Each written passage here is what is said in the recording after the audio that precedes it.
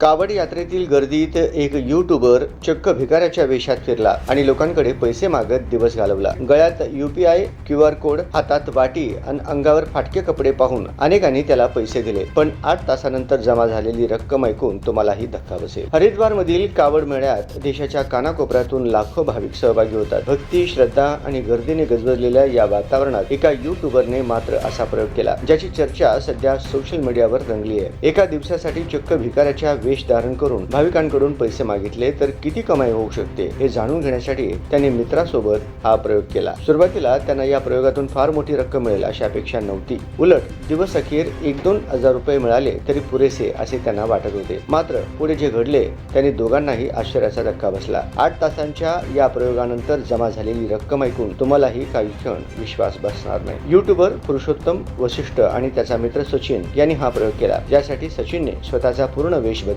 अंगावर फाटके कपडे, चेहऱ्यावर मळ, हातात पैसे जमा करण्यासाठी छोटी वाटी आणि गर्दीत सहज मिसळता यावे असा भिकाऱ्याचा अवतार त्याने धारण केला. विशेष म्हणजे त्याने गळ्यात UPI QR कोड ही लावला, त्यामुळे रोख पैसे देण्यासोबतच इच्छुक भाविकांना डिजिटल पद्धतीनेही पैसे देता येत होते. दोघांना सुरुवातीला या प्रयोगातून साधारण 1000 ते 2000 रुपये मिळतील अशी अपेक्षा होती. मात्र सुरुवातीचे काही तास त्यांच्या अपेक्षेप्रमाणे गेले नाही. सचिन भाविकांकडे पैसे मागत फिरत होता.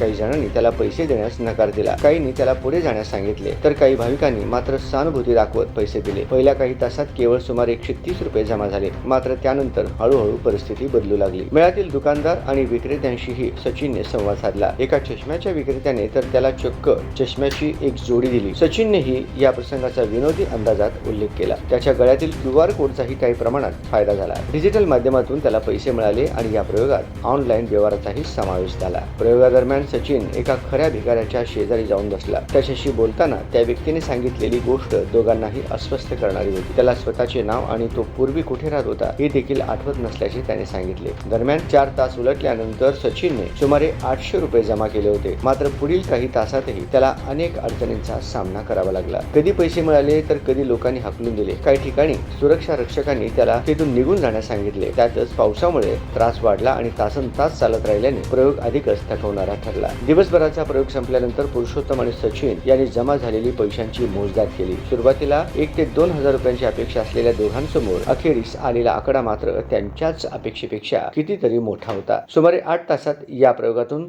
तब्बल 4000 रुपये जमा झाल्याचा दावा दोघांनी केला.